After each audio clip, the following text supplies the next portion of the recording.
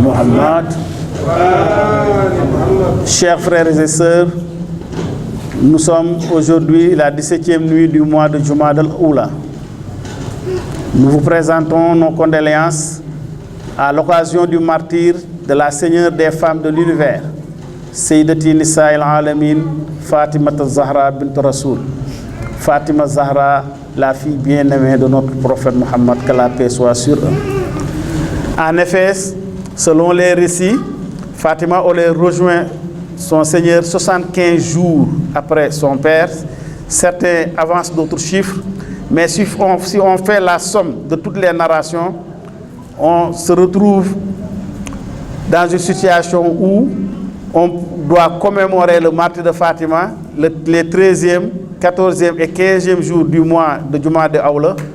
Donc ce sont les journées passées, ou bien le 3e jour du mois de Jumada al-Thani.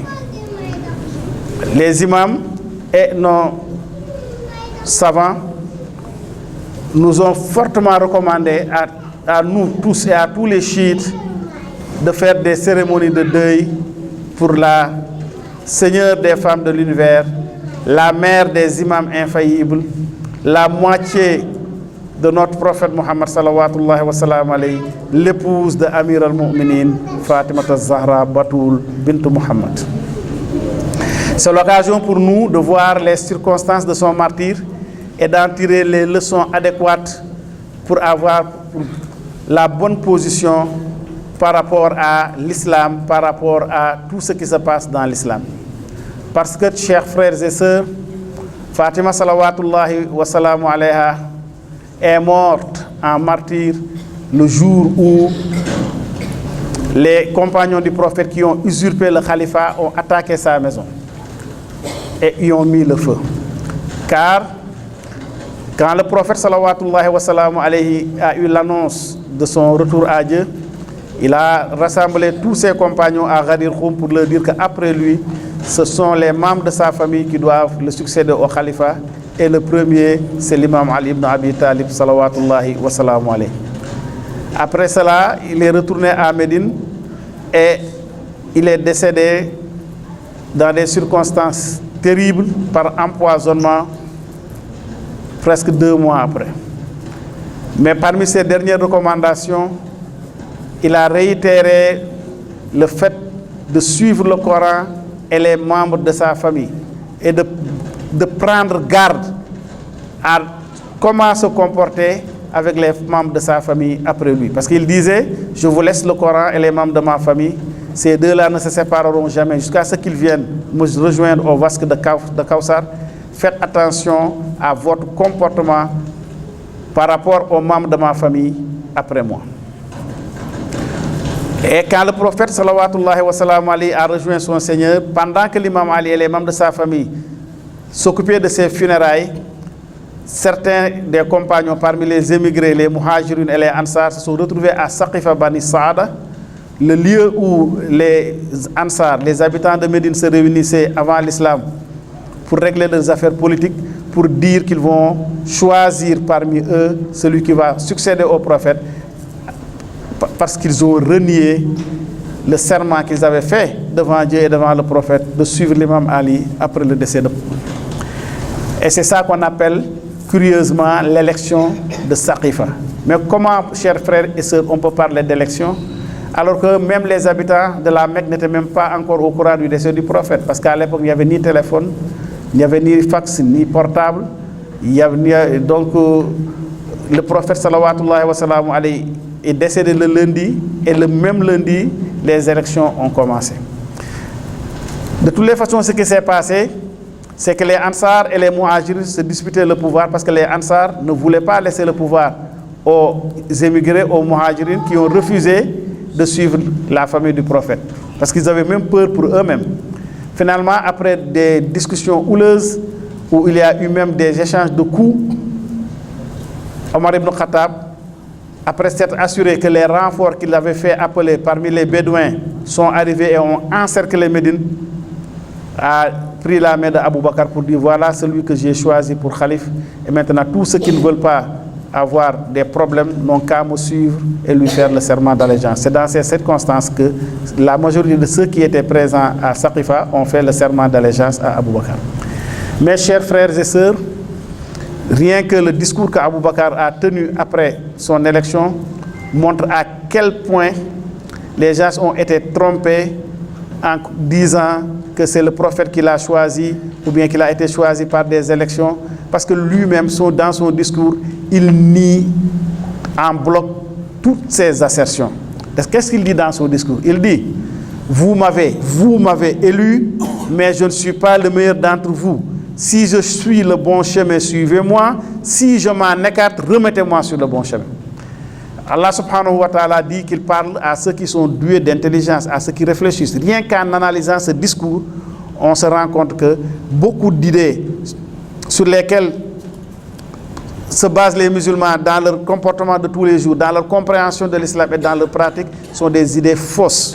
Parce que l'idée principale, c'est après le prophète, qui doit-on suivre?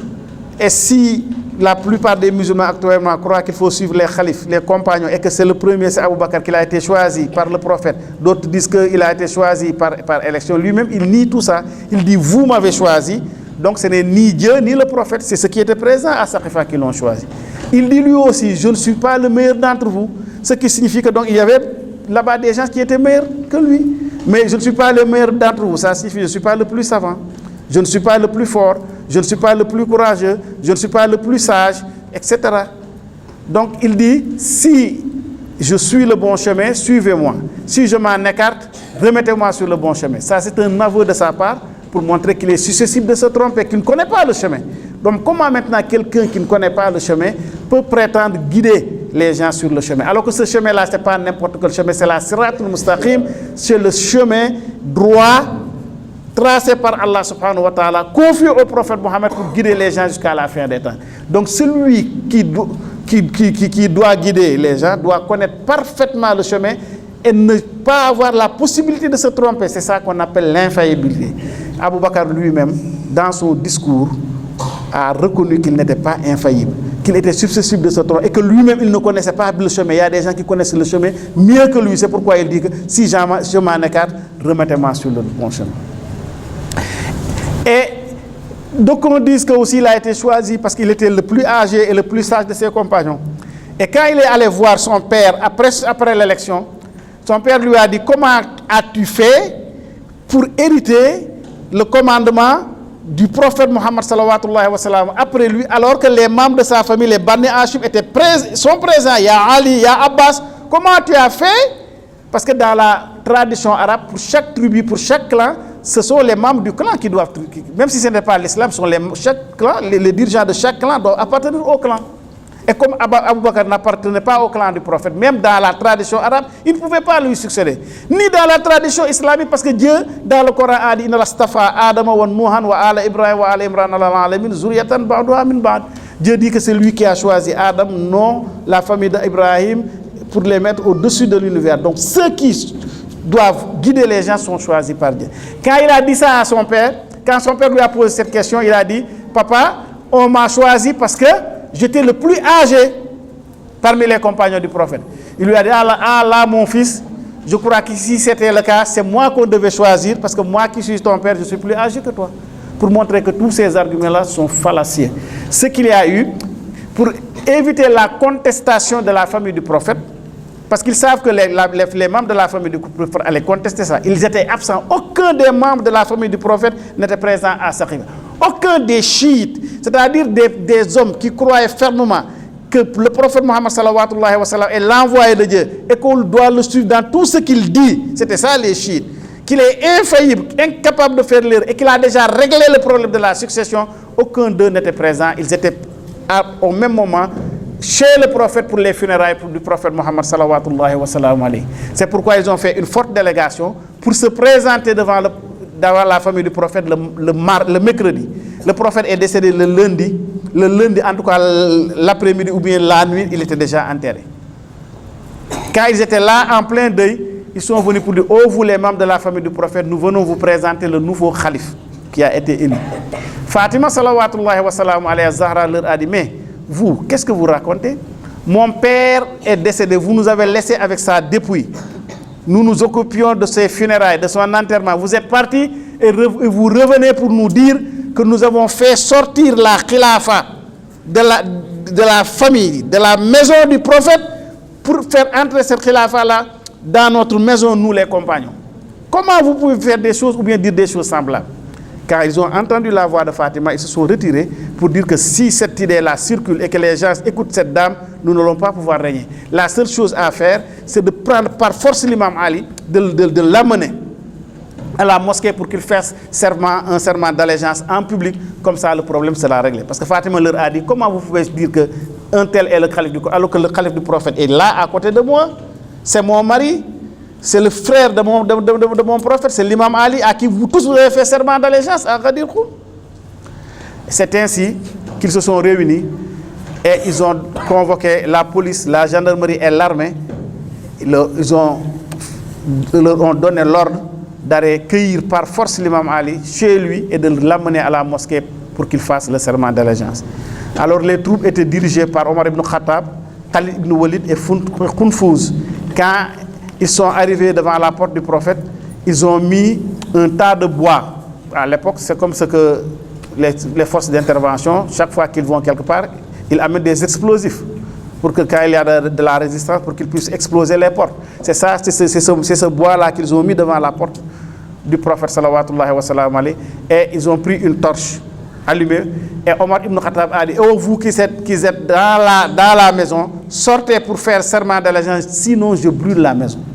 Et Zahra sallallahu wa sallam alayha a dit, depuis l'intérieur de la maison, qui ose dire qu'il va brûler, qu'il va mettre le feu dans la maison où se trouve la fille de votre prophète? Et Omar lui a répondu, wa in. Et alors, même si le prophète était là, si vous ne sortez pas, moi je vais mettre le feu. Il a donné l'ordre à ses soldats de mettre le feu à la porte. Pendant que les flammes montaient au niveau des murs, Fatima, qui sortait à leur rencontre, est arrivée au moment où il défonçait la porte. Et on l'a écrasé entre la porte et le mur. Il a poussé un cri en disant, le bébé que je portais dans mon ventre est mort. Il a appelé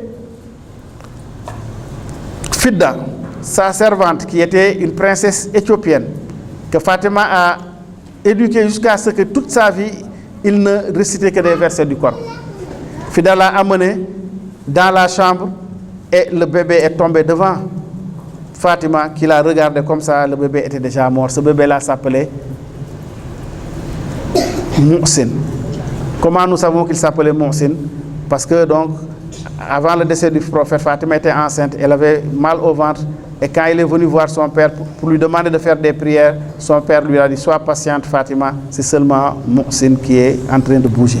C'est comme ça qu'elle a perdu son enfant là-bas, Mohsin. Et pendant que la douleur s'intensifiait, Fatima a entendu des cris, elle a demandé qu'est-ce qui se passe, on lui a dit que c'est ton mari. L'imam Ali, ils l'ont pris, ils l'ont enchaîné, ils veulent l'amener à la mosquée. Elle est sortie précipitamment et s'est agrippée au pied de l'imam Ali pour lui dire, où est-ce que vous allez amener mon mari? Et Omar ibn Khattab, d'autres disent que c'est Khunfouz, en tout cas, de toutes les façons, c'est lui qui dirigeait, a pris sa cravache, certains disent que c'était un fouet, d'autres disent que c'est le fourreau de son sabre. Il s'est mis à frapper les mains et le corps de Fatima jusqu'à ce que le sang coule et elle est tombée évanouie. C'est comme ça qu'on a amené l'imam Ali à la mosquée. Et quand Fatima a retrouvé ses sens, elle a demandé où est mon mari, on l'a dit qu'on l'a amené à la mosquée. Elle s'est mise à marcher pour aller à la mosquée. Et le sang coulait. Partout où il passait, on voyait les traces de sang.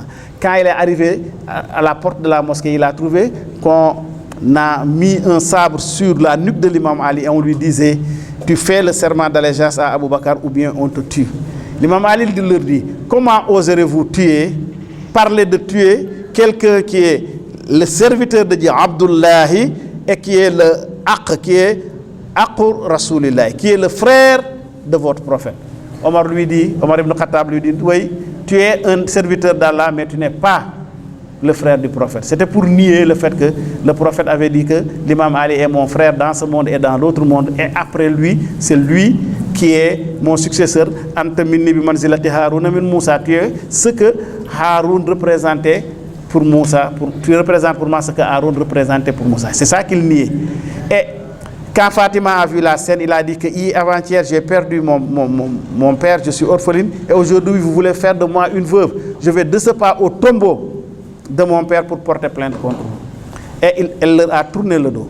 Et c'est en ce moment-là que l'imam Ali a dit à Salman al-Farisi, Salman, va dire à Fatima de ne pas faire ça. Parce que si elle arrive au tombeau de son père, elle fait ses invocations, ce sera la fin du monde, et que son père a été envoyé comme une miséricorde pour l'humanité. Ces gens-là ne valent pas la peine de faire perdre tout ça à l'humanité. C'est comme ça que Salman dit, j'étais derrière Fatima, je la voyais s'approcher du tombeau de son père, et au fur et à mesure qu'elle s'approchait, je voyais les murs du tombeau se soulever jusqu'à avoir un espace où un homme peut passer.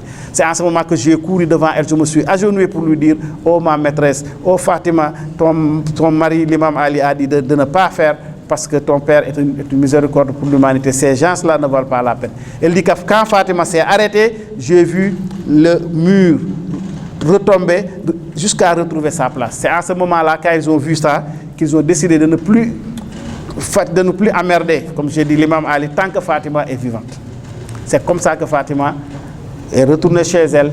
La maladie l'a prise. Elle était alitée jusqu'à ce que ses serviteurs viennent lui annoncer que Fadak, que son père lui avait donné de son vivant, a été pris, a été usurpé par le calife. Et on les a chassés. Et parce que le calife a dit que c'est le prophète qui a dit que nous l'assemblée des prophètes, on n'hérite pas de nous. Tout ce que nous laissons, c'est de l'aumône. Donc, il a pris comme ça, sur cette base-là, il a usurpé le champ de Fatima. C'est comme ça que Fatima, salawatullahi wa salam alayhi, accompagnée de certaines femmes, est allée jusqu'à la maison, la mosquée de son père, et devant la tribu, devant Abou Bakr, il a fait un discours mémorable.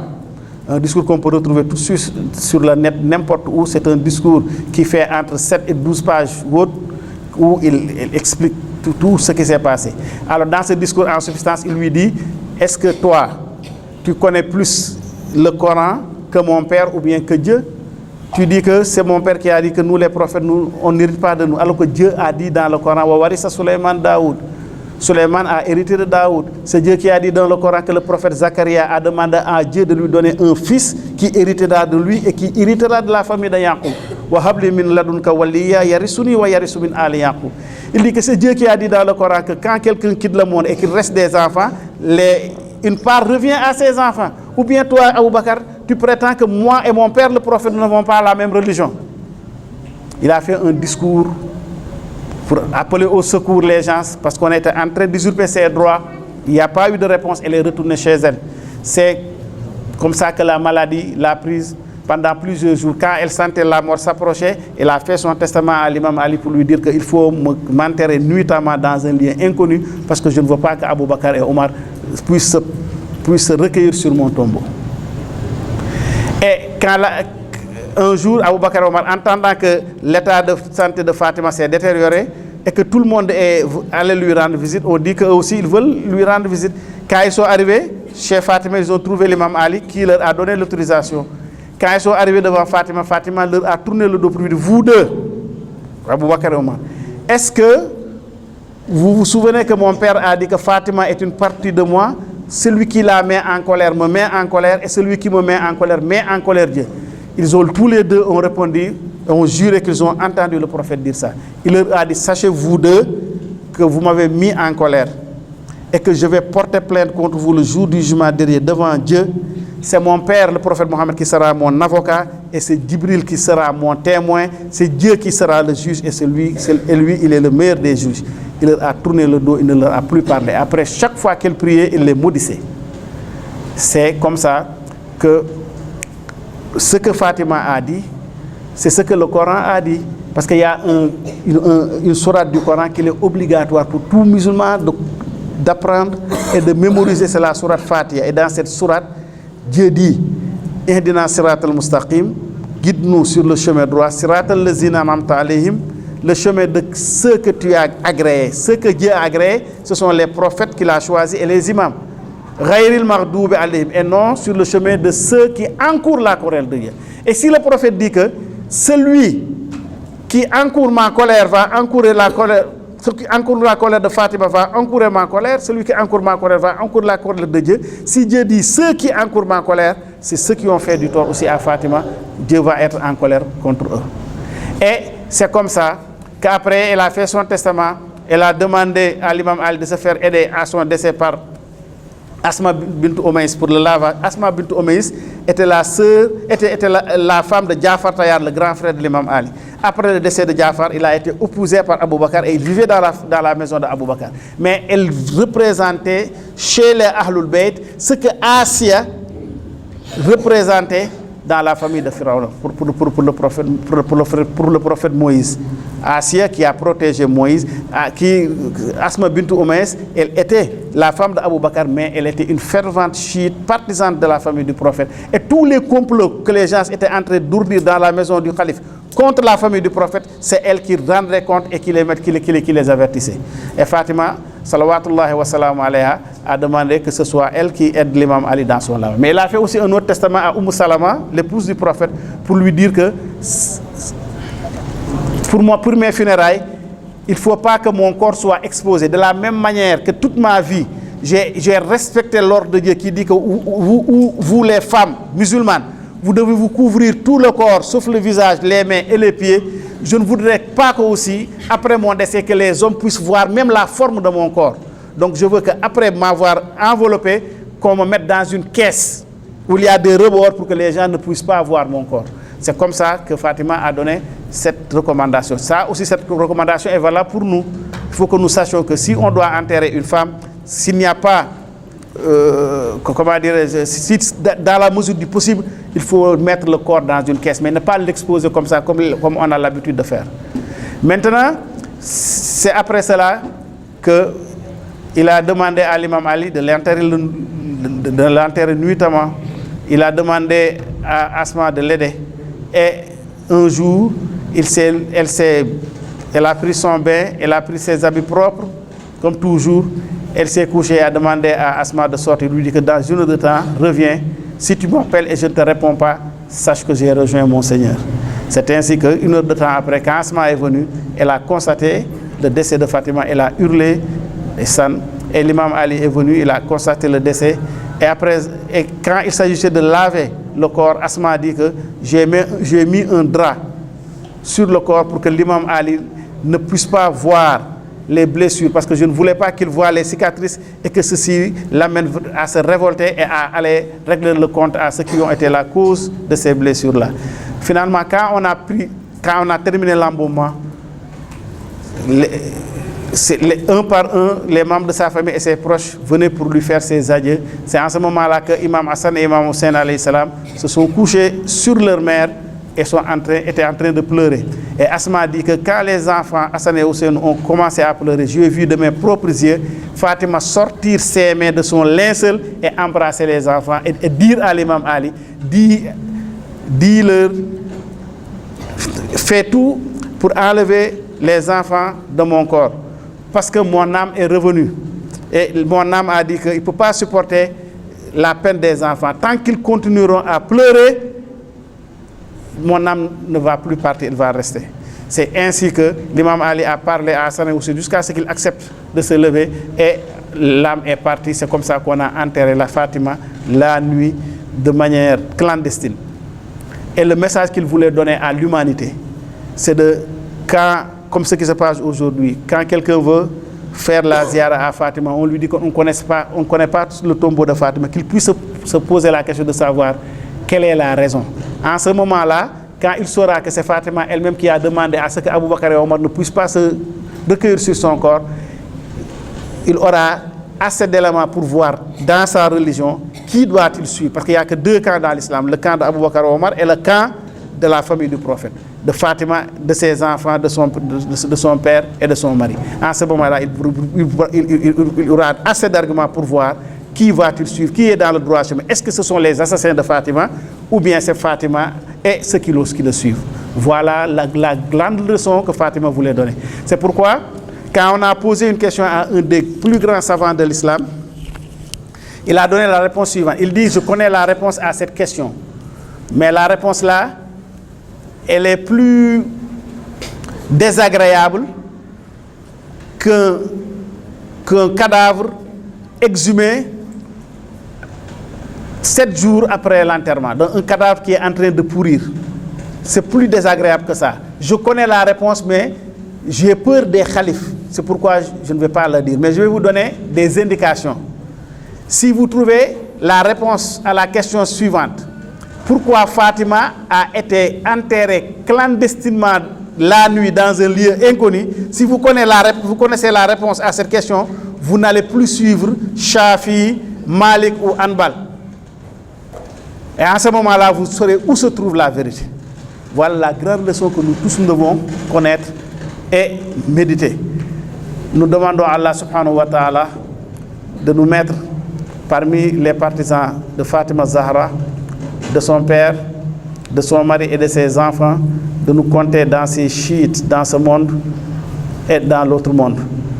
Et de nous compter parmi ceux qui désavouent leurs ennemis. Parce que la foi en l'islam se base sur ces deux choses.